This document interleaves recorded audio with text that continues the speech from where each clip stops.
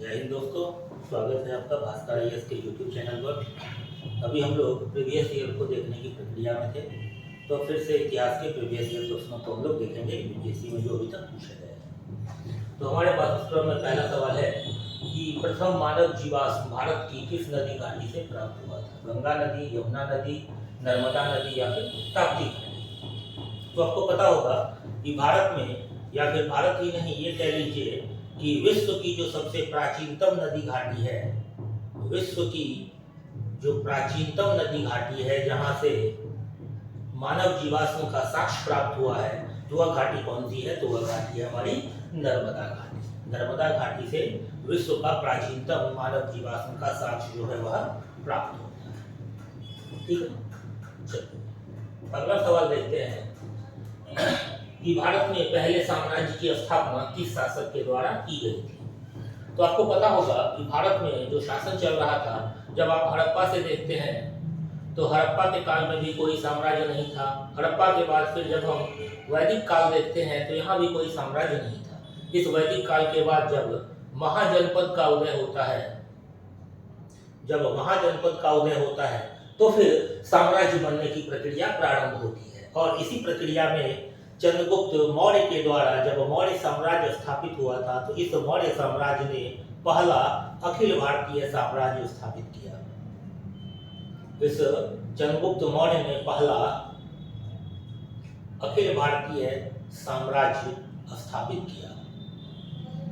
और चंद्रगुप्त मौर्य के बाद जो मौर्य वंश का दूसरा प्रतापी शासक हुआ अशोक, तो इस अशोक ने उतने बड़े भूभाग पर शासन किया जितने बड़े भूभाग पर की ब्रिटेन और अंग्रेजों ने भी शासन नहीं किया।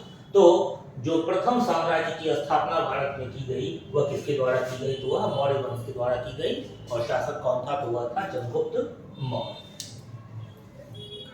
चलिए अगला हमारे पास सवाल है कि बुद्ध की प्राचीनतम प्रतिमा किस शैली में प्राप्त होती है?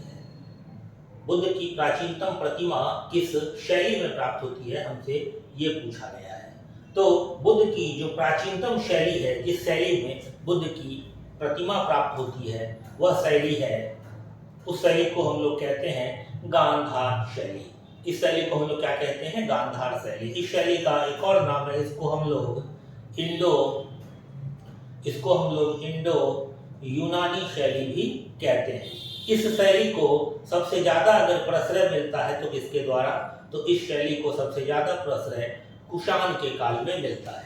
और आपको पता होगा अफगानिस्तान में एक बुद्ध मूर्ति थी जिसको कि हम बामियान की बुद्ध मूर्ति भी कहते हैं, जिसको बाद में तोड़ दिया गया। तो उस बामियान की जो बुद्ध मूर्ति थी वह भी इसी शैली में निर्मित मूर्ति थी। ठीक है, चलिए अगला सवाल हमारे पास है कि किस अभिलेख में कलिंग विजय का वर्णन मिलता है? किस अभिलेख में कलिंग विजय का वर्णन मिलता है? यानी कि यह अशोक के अभिलेख के बारे में हमसे पूछ रहा है, क्योंकि कलिंग को किसने जीता था? तो कलिंग को अशोक ने जीता था। तो यह सवाल हमसे अशोक के अभिलेख के बारे में पूछा जा रहा है कि अशोक के किस अभिलेख में कलिंग विजय का वर्णन मिलता है। तो कलिंग विजय का जो वर्णन मिलता है वह अशोक के 13वें शिलालेख में मिलता है। अशोक के 13वें शिलालेख में कलिंग विजय का वर्णन हमको प्राप्त होता है। इसलिए इसका जो आंसर हो जाएगा वह क्या हो जाएगा? इनमें से कोई नहीं सही जवाब होगा।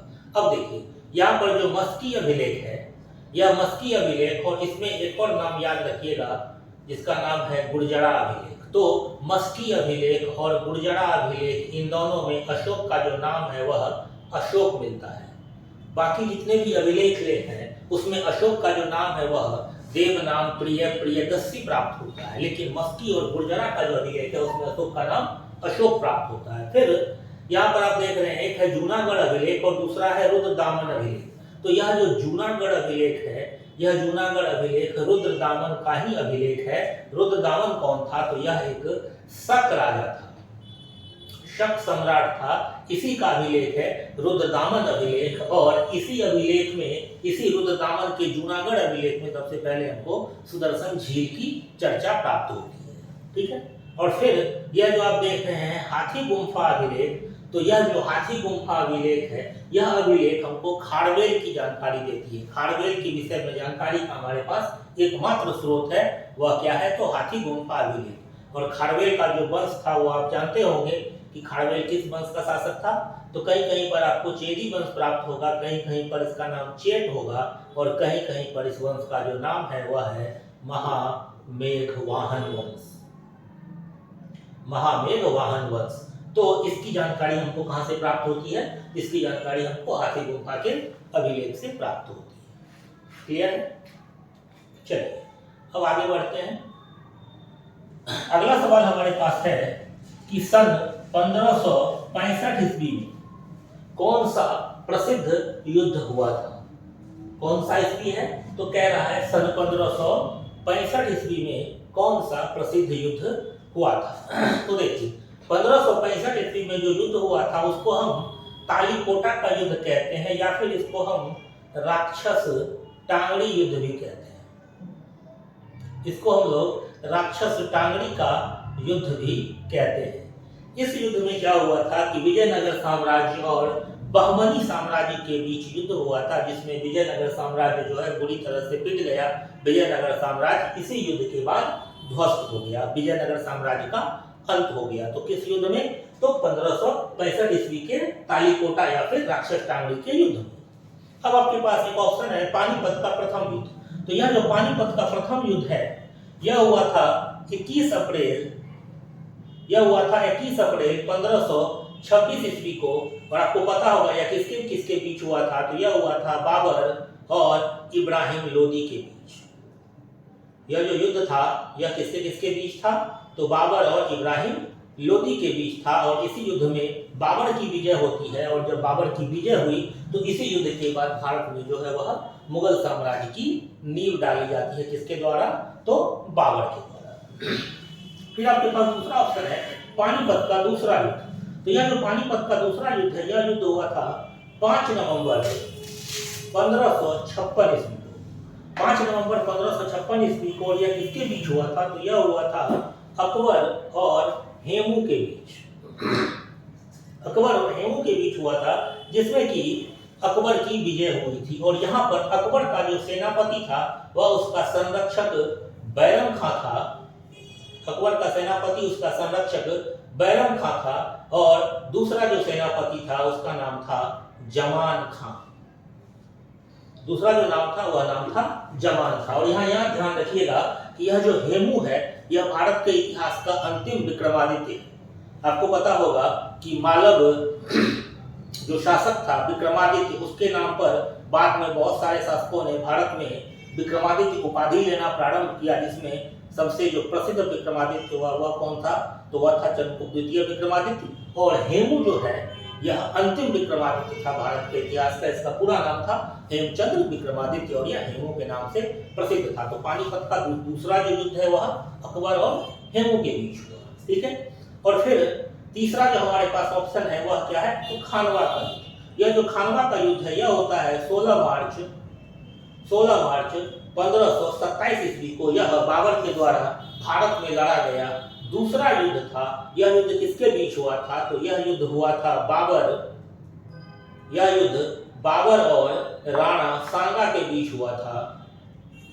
यह युद्ध बाबर और राणा सांगा के बीच हुआ था। और इस युद्ध में किसकी जीत हुई थी? तो इस युद्ध में बाबर की जीत हुई थी। तो इस सवाल में जितने ऑप्शन थे उससे जो संबंधित इंफॉर्मेशन था वो आप लोगों ने देख लिया। चलिए अब आगे बढ़ते हैं। अगला सवाल हमारे पास है कि सल्तनत काल में सार्वजनिक वितरण प्रणाली पीडीएस सिस्टम, सार्वजनिक वितरण प्रणाली किसके द्वारा प्रारंभ की गई थी? अलाउद्दीन खिलजी, सिकंदर लोदी, मोहम्मद बिन तुगलक, फिरोज शाह तुगलक, या फिर इनमें से कोई नहीं। तो इसका जो सही जवाब है वह क्या है? तो यह है अलाउद्दीन खिलजी। यह जो प्रारंभ किया गया था सार्वजनिक वितरण प्रणाली, यह अलाउद्दीन खिलजी के द्वारा किया गया था। यह इसलिए किया गया था कि चूंकि अलाउद्दीन खिलजी ने नियमित सेना रखनी प्रारंभ कर दी, अलाउद्दीन खिलजी ने नगद वेतन देना प्रारंभ कर दिया, तो फिर सेना को वेतन देने के लिए और महंगाई को थोड़ा सा कम रखने के लिए उसने इस पर अपना नियंत्रण स्थापित किया, और फिर इस तरह की प्रणाली को उसने जन्म दिया ताकि सेना को जो वह कम वेतन दे रहा है तो उस कम वेतन में सेना अपना जीवन यापन कर सके और उसके प्रति वफादार बना रह सके। क्लियर है? यहाँ तक कोई दिक्कत नहीं होना चाहिए। चलिए अगला सवाल जो हमारे पास है,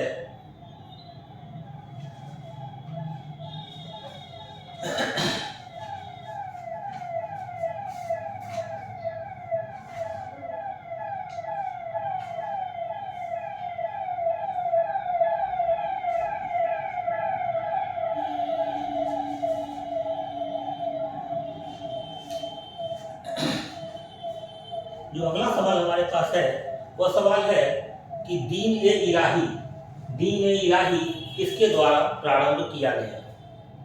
तो सबसे पहले तो इस बात को समझिए कि यह दीन ए इलाही क्या था।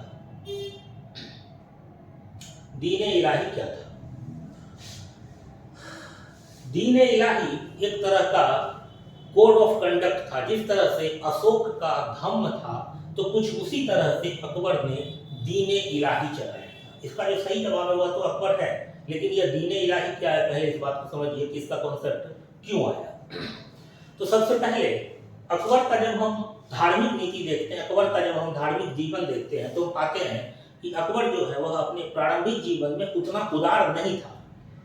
जब तक कि अकबर का गुरु अब्दुल नबी जैसा व्यक्ति था तो तब तक अकबर अपने जीवन में उतना उदार नहीं था। अकबर ने 1575 ईस्वी में फतेहपुर सीकरी में एक इबादत खाना बनाया, एक इबादत खाना की स्थापना की। यहाँ पर यह धर्म संबंधित चर्चा करता था। ऐसा कहा जाता है कि एक बार दो चार मुल्ले मौलवी वहाँ बैठे हुए थे और मौलवियों से उसने कुछ प्रश्न पूछा जिसका वो तुरंत जवाब नहीं दे पाया। और बाद में जब अकबर घूम के आता है तो वह देखता है कि जो मौलवी थे वो आपस में तलवार लिए हुए खड़े एक दूसरे से लड़ने के लिए।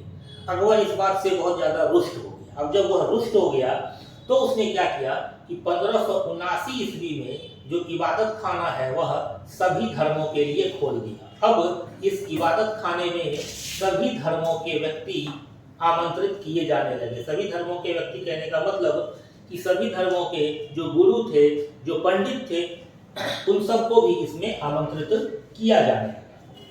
इसी समय अकबर ने एक और काम किया 1579 ईस्वी में। 1579 ईस्वी में अकबर ने क्या किया? महजरनामा की घोषणा की। अकबर ने महजरनामा की घोषणा की। अब यह महजरनामा क्या है? तो यह महजरनामा जो है एक तरह से खलीफा का पद जैसा एक टर्म लाया गया और अकबर ने कहा कि अब आज से अकबर जो है वह क्या है? तो अकबर इमाम आदिल है। इस महजरनामा की घोषणा के साथ ही अकबर क्या हो गया? तो वह इमाम आदिल हो गया। इमाम आदिल कहने का मतलब कि अब अकबर जो है वह किसी भी विषय पर अपना मत दे सकता है, अपना निर्णय दे सकता है। यह था इमाम आदिल। और इसके बाद जब वह इमाम आदिल की उपाधि लेता है तो अब अगर किसी विषय पर कोई भी विवाद होता है, किसी विषय पर अगर कोई भी विवाद होता है तो अकबर इंसान एक कामिल होने के कारण, अकबर इंसान एक कामिल होने के कारण अब क्या कर सकता है? तो वह किसी भी विवाद की स्थिति में कोई भी निर्णय ले सकता है। वह दोनों पक्षों में से किसी एक पक्ष को चुन सकता है या फिर वो अगर वह चाहे तो वह कोई नया मत प्रतिपादित कर सकता है। यह था महजरनामा की घोषणा। अब यह जो महजरनामा की घोषणा है इसका सिर्फ धार्मिक महत्व नहीं था, इसका कुछ राजनीतिक महत्व भी था। राजनीतिक महत्व इस सेंस में था कि इस समय जो विश्व में 4 मुस्लिम साम्राज्य थे, एक उज्बेकों का था, दूसरा ईरान के सफावियों का था, तीसरा ऑटोमन एम्पायर था और चौथा भारत का मुगल एम्पायर था। इसमें से जो 2 एम्पायर है यानी कि ईरान के शाह यानी कि सफावी और दूसरा ऑटोमन, दोनों अपने आप को खलीफा के प्रतिनिधि मानते थे, दोनों अपने आप को खलीफा के वंशज मानते थे। तो अब मुगल सल्तनत जो है वह अभी तक उनसे कमतर था। तो इसीलिए अकबर ने क्या किया? 1579 ईस्वी में महजरनामा की घोषणा की, अपने आप को इमाम आदिल कहा और किसी भी विवाद की स्थिति में उसने अपने आप को इंसान कामिल की उपाधि दी ताकि वह उनके साथ बराबरी में खड़ा हो सके। तो यह इसका कुछ राजनीतिक कारण था। फिर अकबर ने क्या किया कि 1582 ईस्वी में दीन इलाही की घोषणा की। दीन इलाही की घोषणा 1582 ईस्वी में की गई। दीन इलाही क्या था? यह ठीक उसी तरह था जिस तरह से अशोक का धर्म था, यानी कि जितने भी सारे धर्म थे उन सारे धर्मों की जो अच्छी बातें हैं उन सबको इसने क्या किया, इसमें समेट दिया। इसका दो चरण था। दीन इलाही में जो दीक्षित होता था उसको कहते थे इलाहिया, दीक्षित होने वाले व्यक्ति को कहते थे इलाहिया। इसका दो चरण था। पहला चरण क्या होता था कि पहला चरण में जो इलाहिया है, इस इलाहिया को अकबर शस्त्र देता था। इलाहिया को अकबर शस्त्र देता था। शस्त्र देने का मतलब उपदेश देता था। जैसे आज भी आप किसी गुरु से दीक्षित होते हैं तो गुरु आपके कान में एक मंत्र कहता है जिसको कि आपको जाप करना होता है। तो ठीक उसी तरह से इलाहिया के कान में जो अकबर है वह शस्त्र देता था, यानी कि उपदेश देता था। और वह शस्त्र क्या होता था? तो वह शस्त्र होता था अल्लाहू अकबर। वह शस्त्र होता था अल्लाहू अकबर। और फिर इसका दूसरा चरण होता था। इस दूसरे चरण में इलाहिया से अपेक्षा की जाती थी कि इलाहिया अपना जीवन, इलाहिया अपनी संपत्ति, इलाहिया अपना सम्मान और उसके साथ साथ इलाहिया अपना धर्म समर्पित कर दे। तो यह दीन इलाही का दो चरण था, जिसके पहले चरण में इलाहिया के कान में अकबर जो है वह शस्त्र देता था, उपदेश देता था। उपदेश क्या था? अल्लाहू अकबर। और दूसरे चरण में इलाहिया से यह अपेक्षा की जाती थी कि इलाहिया अपना जीवन, संपत्ति, सम्मान और धर्म जो है वह सुपुर्द कर देगा, वह सौंप देगा। तो यह था दीन इलाही से संबंधित कुछ चीजें। यह दीन इलाही संबंधित कुछ चीजें थी। और दीन इलाही का प्रारंभ किसके द्वारा किया गया था? तो यह किया गया था अकबर के द्वारा। फिर बाबर ने क्या किया? तो बाबर ने मुगल सल्तनत की नींव डाली। बाबर ने मुगल सल्तनत की भारत में नींव डाली। जहांगीर के समय में चित्रकारी का यह स्वर्ण युग कहा जाता है। जहांगीर के काल को चित्रकारी का स्वर्ण युग कहा जाता है और शाहजहां के काल को स्थापत्य कला का स्वर्ण युग कहा जाता है। शाहजहां के काल को स्थापत्य कला का स्वर्ण युग कहा जाता है। आपने देखा होगा कि जितने भी मुगल स्थापत्य हैं उनमें सबसे ज्यादा जो निर्माण हुआ है वह शाहजहां के काल में ही हुआ है। क्लियर है? चलिए अगला सवाल है कि अष्टप्रधान मंत्री परिषद किसके राज्य प्रबंधन में सहायता करती थी? बाबर, अकबर, औरंगजेब या फिर शिवाजी? तो आपको नाम से ही स्पष्ट है कि अष्टप्रधान वह किसके साम्राज्य का अंग था? तो वह अंग था शिवाजी का। शिवाजी का जो प्रशासन था वहां पर अष्टप्रधान उसकी मदद करते थे। अष्टप्रधान मदद करते थे। अष्टप्रधान क्या था? तो अष्टप्रधान जो है वह 8 मंत्रियों का एक परिषद था। 8 मंत्रियों का जो परिषद था वही क्या कहलाता था? तो वह कहलाता था अष्टप्रधान। इसमें कौन कौन से मंत्री होते थे? तो पहला मंत्री होता था पेशवा। पेशवा का मतलब क्या हो गया? यह पेशवा जो है यह प्रधानमंत्री होता था।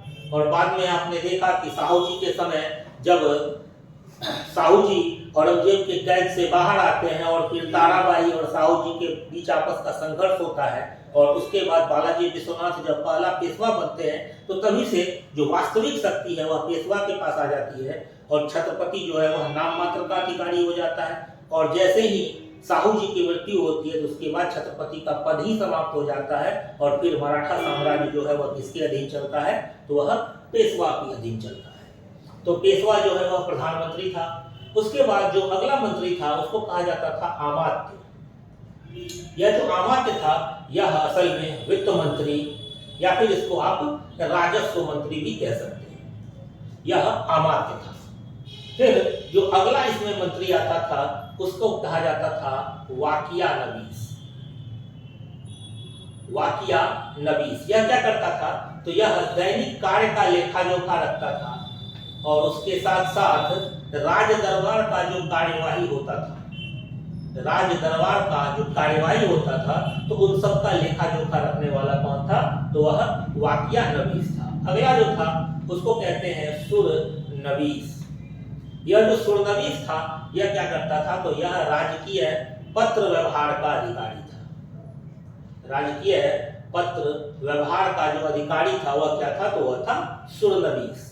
फिर जो अगला है उसको हम लोग कहते हैं दबीर या फिर सुमंत। दबीर या फिर सुमंत, यह जो था यह क्या था, तो यह विदेश मंत्री था। दबीर या सुमंत जो है वह क्या था, तो वह विदेश मंत्री था। फिर जो अगला नाम है वह नाम है सेनापति। सेनापति या फिर इसको एक और नाम से जानते हैं, वह नाम है सर ए नौबत। सर ए नौबत। तो सेनापति का क्या काम है आपको पता है कि सेना में भर्ती करना, युद्ध लड़ना, रसद इकट्ठा करना। तो सेना के जितने भी काम थे वह कौन करता था, तो वह करता था सेनापति या फिर सर ए नौबत। फिर जो अगला अधिकारी था उसका नाम था पंडित राव। पंडित राव। पंडित राव का क्या काम था कि विद्वानों को या फिर पंडितों को या फिर धार्मिक कार्य के लिए जो भी दान दिए जा रहे हैं तो उसका जो लेखा जोखा रखना होता था तो वह कौन रखता था, तो वह रखता था आपका पंडित राव। और इसमें अगला जो अधिकारी था उसका नाम था न्यायाधीश। अगला अधिकारी क्या था, तो न्यायाधीश। न्यायाधीश का क्या काम था, तो इस न्यायाधीश का काम था न्याय करना। न्याय हालांकि काम करना किसका काम था, तो राजा का काम था। जो सर्वोच्च न्यायाधीश होता था वह राजा होता था, लेकिन राजा के नीचे भी एक न्यायाधीश होता था, तो वह था यही न्यायाधीश। इसका काम था न्याय करना। तो कुल यही 8 प्रकार के मंत्रियों का जो परिषद होता था उसी को अष्टप्रधान कहते हैं। और यह जो है यह शिवाजी के यानी कि यह मराठा के प्रशासन का एक अंग था। क्लियर है। चलिए अगला सवाल पे आते हैं हम लोग।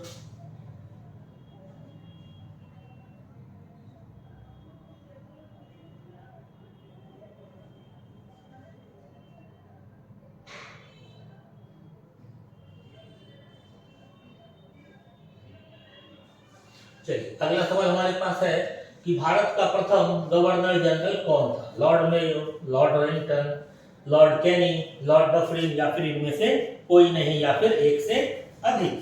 तो आपको पता होगा कि भारत का जो प्रथम गवर्नर जनरल था, भारत का जो प्रथम गवर्नर जनरल था वह कौन था। भारत का प्रथम गवर्नर जनरल कौन था, तो वह था बेंटिक। भारत का प्रथम गवर्नर जनरल कौन था, तो वह था बेंटिक। फिर भारत का जो पहला वायसराय था वह कौन था, तो वह था कैनिंग। और बंगाल का जो पहला गवर्नर जनरल था वह कौन था, तो बंगाल का जो पहला गवर्नर जनरल था वह था हेस्टिंग। तो बंगाल का पहला हेस्टिंग, भारत का पहला बेंटिक और भारत का पहला वायसराय कौन था, तो वह था लॉर्ड कैनिंग। अब देखिए कैनिंग से संबंधित कुछ चीजें समझ लीजिए कि कैनिंग जो है वह भारत का अंतिम गवर्नर जनरल था और पहला वायसराय था। भारत का अंतिम गवर्नर जनरल भी कैनिंग था और भारत का पहला वायसराय भी कौन था, तो कैनिंग था। कैनिंग के समय में ही 1857 का विद्रोह हुआ। लॉर्ड कैनिंग के समय में ही 1857 का विद्रोह हुआ और उसके साथ साथ कैनिंग के समय में ही बम्बई, कलकत्ता और मद्रास, इन तीनों जगह पर विश्वविद्यालय की स्थापना होती है। तो वह किसके काल में होती है, तो वह होती है लॉर्ड कैनिंग के काल में। ठीक है। फिर जो लॉर्ड मेयो है, लॉर्ड मेयो के काल में पहला भारत में जनगणना होता है। भारत का पहला जनगणना जो है वह किसके काल में होता है, तो वह होता है लॉर्ड मेयो के काल में। ठीक है। फिर जो अगला ऑप्शन हमारे पास है लॉर्ड लिप्टन। तो यह जो लॉर्ड लिप्टन है इसी के समय में 1878 ईस्वी में वर्नाकुलर प्रेस एक्ट लाया गया था और इस वर्नाकुलर प्रेस एक्ट को 1882 ईस्वी में रिपन के द्वारा रद्द कर दिया गया।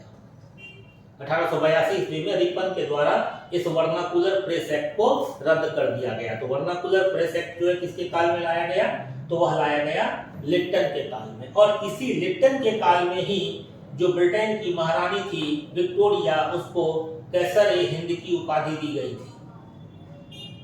कैसर-ए-हिंद की जो उपाधि दी गई थी वह लिप्टन के काल में ही महारानी विक्टोरिया को दी गई थी। फिर जो हमारे पास अगला ऑप्शन है डफरिन। तो इस डफरिन के काल में ही 1885 ईस्वी में कांग्रेस की स्थापना हुई थी।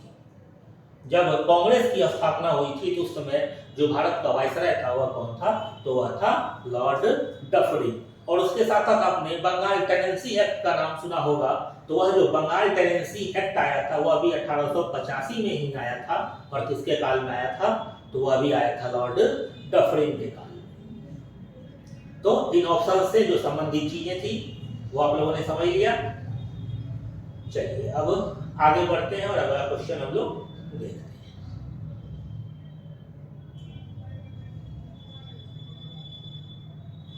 चलिए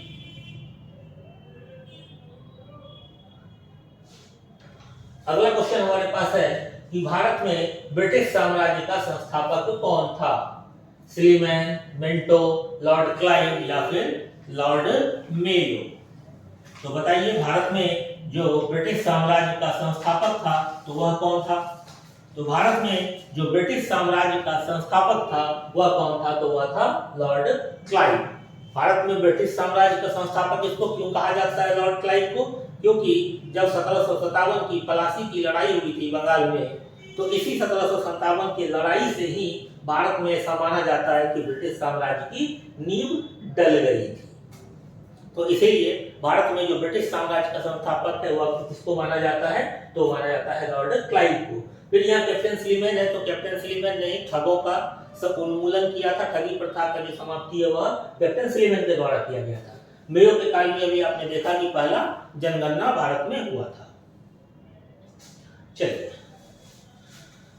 अगला सवाल हमारे पास है कि 1857 ईस्वी की क्रांति सर्वप्रथम कहां से प्रारंभ हुई थी, लखनऊ, इलाहाबाद, झांसी या फिर मेरठ।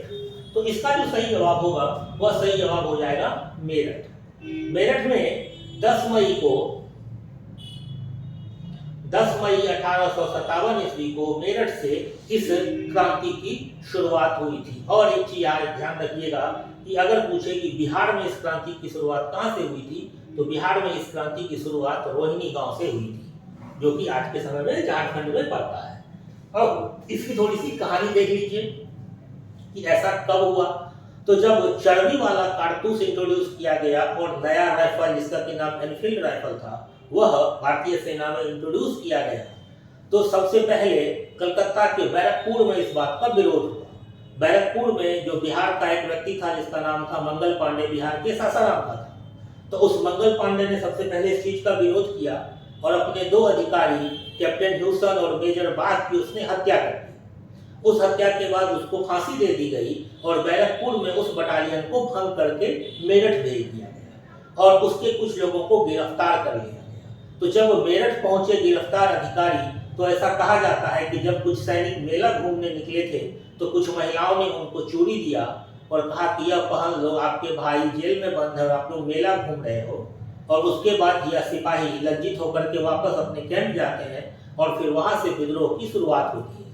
तो इसीलिए कहा जाता है कि विद्रोह का जो प्रारंभ हुआ वह मेरठ से हुआ और किस दिन हुआ, तो 10 मई 1857 ईस्वी को इस विद्रोह का प्रारंभ हुआ। अगला सवाल है कि मुंडा विद्रोह का नेता कौन था, सिद्धू, बिरसा, कान्हा या फिर तिलका मांझी। तो पता होगा कि मुंडा विद्रोह का नेता कौन था, तो वह कौन था, तो वह था बिरसा मुंडा। बिरसा मुंडा का जन्म 15 नवंबर। बिरसा मुंडा को क्या कहा जाता है, तो इसको धरती आबा भी कहा जाता है, यानी कि धरती का भगवान कहा जाता है। और बिरसा मुंडा के विद्रोह को क्या कहा जाता है, तो उलगुलान कहा जाता है। बिरसा मुंडा के विद्रोह को उलगुलान भी कहा जाता है। बिरसा मुंडा को भगवान बिरसा के नाम से भी जाना जाता है, धरती आबा भी कहा जाता है। उनका जन्म है, वह जन्म 15 नवंबर को है। तो मुंडा विद्रोह का नेता कौन था, तो नेता थे बिरसा मुंडा।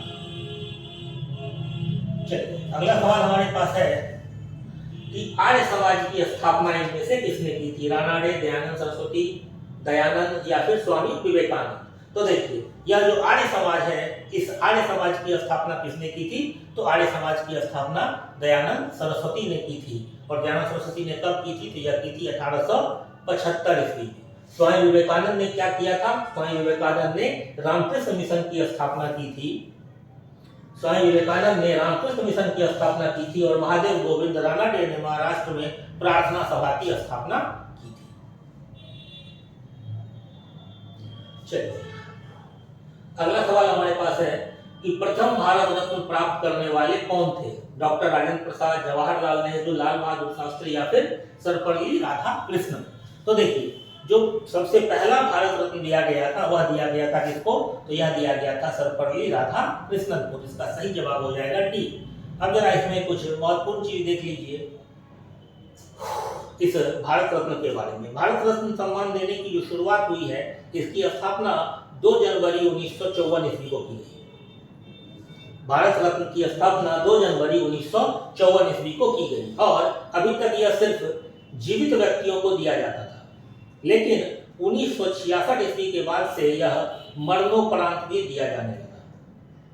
1966 ईस्वी के बाद से यह मरणोपरांत भी दिया जाने लगा और इसमें एक कंडीशन है कि एक वर्ष में अधिकतम अगर दिया जा सकता है, एक वर्ष में अगर अधिकतम भारत रत्न दिया जाएगा तो कितने व्यक्तियों को? तो यह दिया जाएगा सिर्फ और सिर्फ 3 व्यक्तियों को। भारत रत्न क्या है? तो यह पीपल के पत्ते की एक आकृति बनी होती है तांबे की, और उसके ऊपर उगता हुआ सूर्य होता है जो क्या बना होता है? तो यह बना होता है प्लेटिनम का, और इस पर देवनागरी लिपि में लिखा होता है भारत रत्न। इस पर देवनागरी लिपि में लिखा होता है भारत रत्न। तो यह दिया जाता है भारत रत्न सम्मान में। भारत रत्न जो है नॉर्मली भारत में जन्मे नागरिकों को ही दिया जाता है। अभी तक 3 विदेशी मूल के व्यक्तियों को भारत रत्न दिया गया है। अभी तक 3 विदेशी मूल के व्यक्तियों को यह पद मिला है, यह पदवी दिया गया है। तो किसको किसको दिया गया है? तो पहला है मदर टेरेसा, दूसरा नाम है खान अब्दुल गफ्फार खान,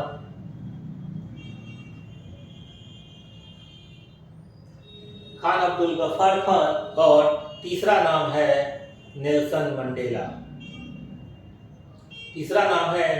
मंडेला जो कि दक्षिण अफ्रीका के थे। तो यह 3 विदेशी मूल के व्यक्तियों को भारत रत्न आज तक दिया गया है। ठीक है, यह था भारत रत्न के विषय में कुछ जानकारी। अब देखिए यहाँ पर है कि डॉक्टर राजेंद्र प्रसाद, तो डॉक्टर राजेंद्र प्रसाद को भी भारत रत्न प्राप्त हुआ है। तो डॉक्टर राजेंद्र प्रसाद को भारत रत्न प्राप्त हुआ है 1962 ईस्वी में। जवाहरलाल नेहरू को भारत रत्न प्राप्त हुआ है 1955 ईस्वी में, और शास्त्री जी को भारत रत्न प्राप्त हुआ है 1966 ईस्वी में। और सर्वपल्ली राधाकृष्णन चूंकि यह सबसे पहले भारत रत्न प्राप्त करने वाले व्यक्ति हैं, तो यह क्या हो जाएगा? तो यह हो जाएगा 1954 ईस्वी में इनको भारत रत्न दिया गया था। क्लियर है?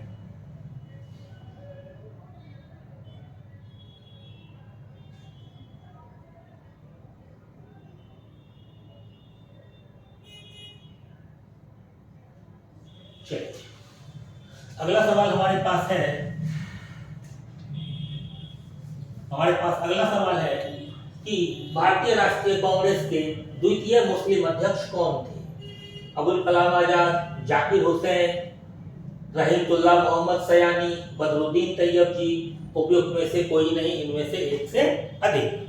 तो बताइए कि जो भारतीय राष्ट्रीय कांग्रेस है तो उसके दूसरे मुस्लिम अध्यक्ष कौन थे? तो भारतीय राष्ट्रीय कांग्रेस के जो दूसरे मुस्लिम अध्यक्ष थे उनका नाम था रहमतुल्लाह सयानी। यानी कि ऑप्शन सी।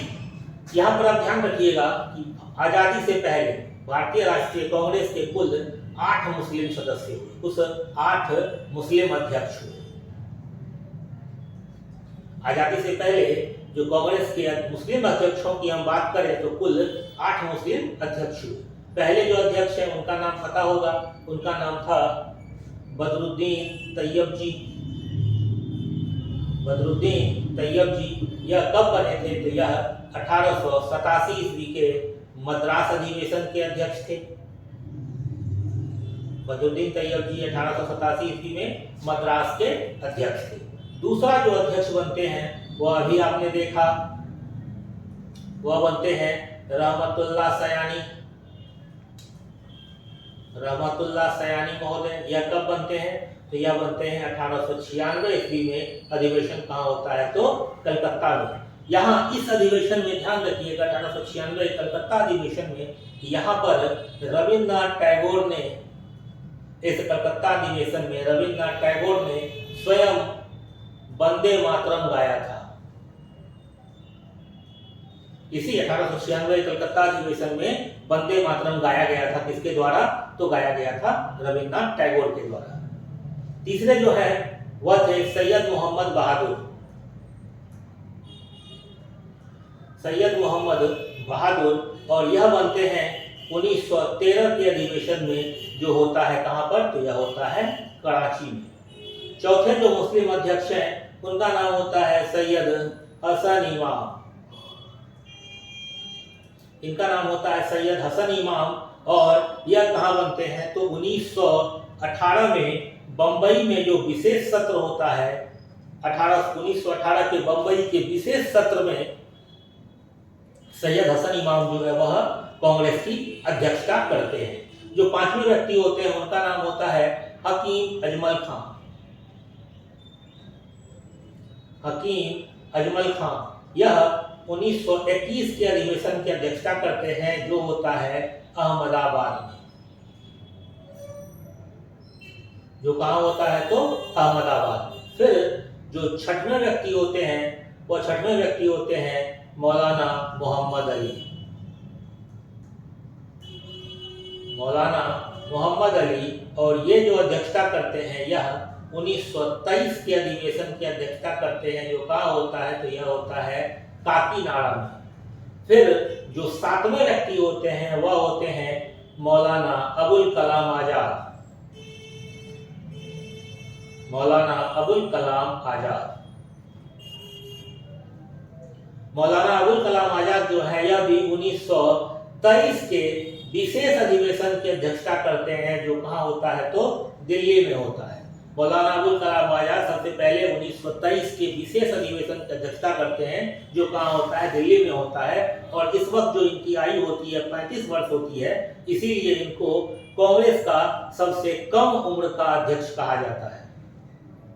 कांग्रेस के जो सबसे कम उम्र के अध्यक्ष थे वो कौन थे? तो मौलाना अबुल कलाम आजाद। उसके बाद कांग्रेस में सबसे लंबे समय तक जो अध्यक्ष रहे वो भी मौलाना अबुल कलाम आजाद ही रहे, क्योंकि ये 1940 से लेकर के 1945 ईस्वी तक कांग्रेस के अध्यक्ष रहे।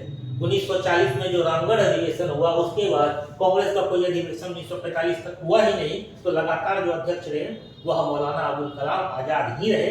इसीलिए इनको सबसे लंबे समय तक कांग्रेस के अध्यक्ष पद पर रहने का गौरव प्राप्त है। उसके बाद जो भारत की पहली सरकार बनती है, तो उस पहली सरकार के जो शिक्षा मंत्री होते हैं वो कौन होते हैं? तो वो मौलाना अबुल कलाम आजाद होते हैं। पहले शिक्षा मंत्री भारत के रह चुके हैं, इसी वजह से इनका जो जन्मतिथि है 11 नवंबर, इनकी जो जन्मतिथि है 11 नवंबर 1988 ईस्वी इनकी जन्मतिथि है। इनके जन्मतिथि को यादगार बनाने के लिए ही भारत में 11 नवंबर को राष्ट्रीय शिक्षा दिवस मनाया जाता है। राष्ट्रीय शिक्षा दिवस जो हम 11 नवंबर को बनाते हैं, तो वह मौलाना अबुल कलाम आजाद के जन्मतिथि के अवसर पर हम राष्ट्रीय शिक्षा दिवस मनाते हैं, क्योंकि वह भारत के पहले शिक्षा मंत्री रह चुके हैं। फिर जो 8वें नंबर के मुस्लिम अध्यक्ष थे उनका नाम था मोहम्मद अंसारी। उनका नाम था मुख्तार अहमद अंसारी। उनका नाम था मुख्तार अहमद अंसारी। ये 1927 के अधिवेशन की अध्यक्षता करते हैं, जो होता है मद्रास में। तो इस तरह से आपने देखा कि कुल 8 मुस्लिम सदस्य, 8 मुस्लिम अध्यक्ष जो है वो कांग्रेस की अध्यक्षता करते हैं आजादी से पहले। क्लियर है चीजें? फिर से अगला जो है सवाल कि सन 1902 ईस्वी में लॉर्ड कर्जन ने 2 भारतीय सदस्यों को सम्मिलित करते हुए एक विश्वविद्यालय आयोग गठित किया। वे कौन थे? यानी कि जो 2 भारतीय सदस्यों को विश्वविद्यालय आयोग में सम्मिलित किया था वो व्यक्ति कौन थे? तो बाल गंगाधर तिलक और सुरेंद्रनाथ बनर्जी, गोपाल कृष्ण गोखले और रासबिहारी घोष, सैयद हुसैन बिलग्रामी और सुरेंद्रनाथ बनर्जी, सैयद हुसैन बिलग्रामी और न्यायमूर्ति गुरुदास बनर्जी, या फिर इनमें से कोई नहीं, एक से अधिक। तो इसका जो सही जवाब होगा वह होगा सैयद हुसैन बिलग्रामी और न्यायमूर्ति गुरुदास बनर्जी, यानी कि ऑप्शन डी जो है वो आपका सही जवाब।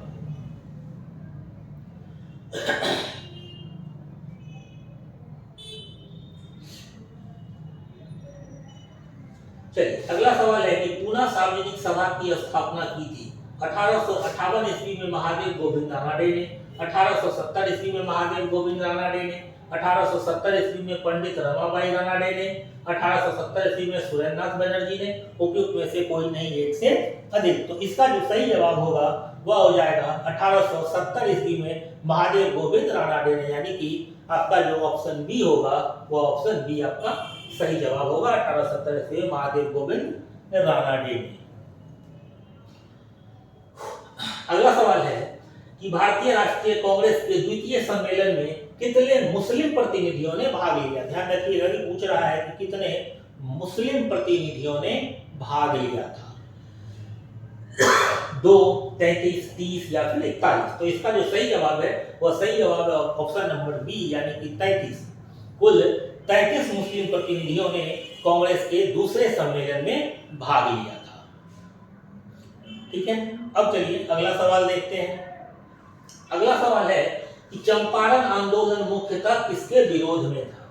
तो आपको पता होगा कि चंपारण आंदोलन जो है वह तिनकठिया पद्धति के विरोध में था, लेकिन यहाँ ऑप्शन दिया हुआ है भू राजस्व, नकदी फसल, ब्रिटिश सरकार की कृषि नीति, भू अनुदान, इनमें से कोई नहीं, एक से अधिक।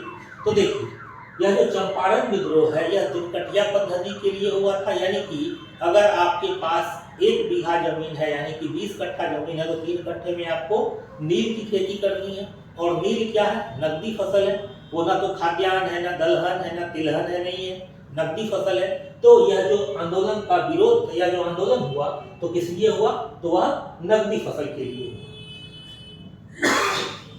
जब आप यहाँ पर ऑप्शन को देखेंगे तो इस ऑप्शन में जो आपके पास ऑप्शन है वह क्या है, तो वह नकदी फसल है। जिसका जो सही जवाब हो जाएगा वह क्या हो जाएगा, ऑप्शन नंबर बी, नकदी फसल के विरोध में यह आंदोलन। चलिए अगला सवाल हमारे पास है कि 1906 ईस्वी में लंदन में अभिनव भारत सोसाइटी की स्थापना किसने की थी।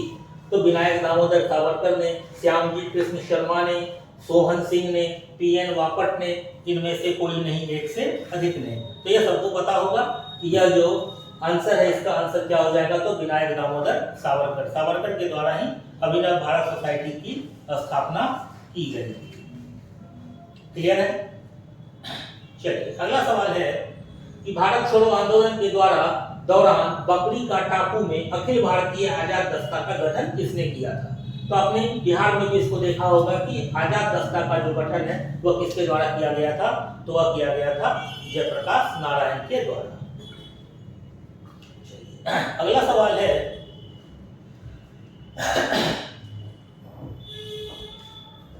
कि मुस्लिम लीग ने अपना वार्षिक अधिवेशन नियमित रूप से आरंभ किया था।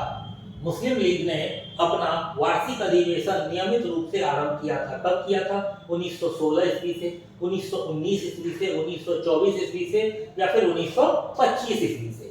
तो इसका जो सही जवाब हो जाएगा वह हो जाएगा ई, इनमें से कोई नहीं। मुस्लिम लीग ने जो अपना नियमित सत्र आरंभ किया था तो वह कब किया था, तो वह किया था 1908 के अधिवेशन से। वह जो किया था वह किया था 1908 के अधिवेशन से। और यह कहाँ हुआ था, तो यह हुआ था अमृतसर में। 1908 के इस अमृतसर के अधिवेशन से इस मुस्लिम लीग का नियमित सत्र प्रारंभ हुआ था। चलिए अगला सवाल हमारे पास है, हमारे पास जो अगला सवाल है वह सवाल है कि जर्मनी के समर्थन से काबुल में राजा महेंद्र प्रताप सिंह के नेतृत्व में अंतरिम सरकार का गठन हुआ था। जर्मनी के समर्थन से काबुल में राजा महेंद्र प्रताप सिंह के नेतृत्व में अंतरिम सरकार का गठन हुआ था। गदर आंदोलन के दौरान, स्वदेशी आंदोलन के दौरान, द्वितीय विश्व युद्ध के दौरान, होम रूल आंदोलन के दौरान, इनमें से कोई नहीं या फिर एक से अधिक। तो इसका जो सही जवाब हो जाएगा वह कब हो जाएगा, तो वह हो जाएगा इनमें से कोई नहीं। क्यों भाई, क्योंकि यह जो अंतरिम सरकार का गठन किया गया था यह किया गया था 1915 ईस्वी में। और वह कौन सा समय था, तो वह समय था प्रथम विश्व युद्ध का। वह जो समय है कौन सा समय है, तो वह समय है प्रथम विश्व युद्ध का।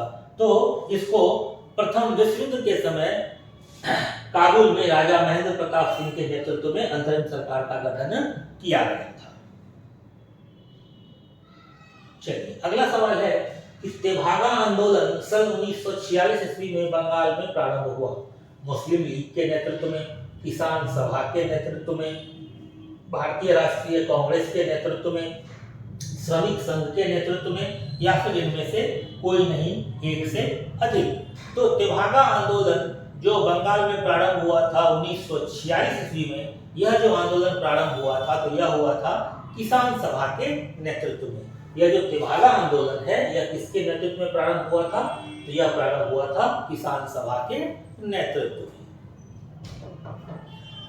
चलिए हमारे पास जो अगला सवाल है वह सवाल है कि किसने कहा था जब तक यह तीसरी शक्ति अथवा इंग्लैंड यही है हमारे सांप्रदायिक मतभेद हमें परेशान करते रहेंगे। किसने कहा था जब तक यह तीसरी शक्ति अथवा इंग्लैंड यही है हमारे सांप्रदायिक मतभेद हमको परेशान करते रहेंगे। डॉक्टर राजेंद्र प्रसाद, मौलाना अबुल कलाम आजाद, जवाहरलाल नेहरू, विनायक दामोदर सावरकर, या फिर इनमें से कोई नहीं, या फिर एक से अधिक। तो इसका जो सही जवाब हो जाएगा वह हो जाएगा ई, इनमें से किसी ने भी इस बात को नहीं कहा था।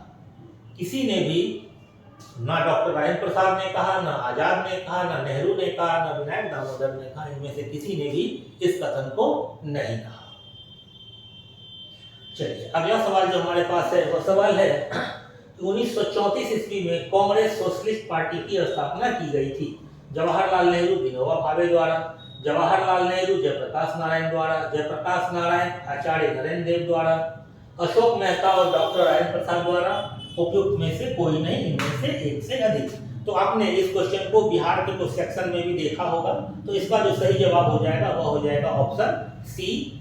1934 में जो कांग्रेस सोशलिस्ट पार्टी की स्थापना की गई थी वह की गई थी जयप्रकाश नारायण और आचार्य नरेंद्र देव के द्वारा। चलिए ठीक है, आज के लिए इतना ही। Thank you.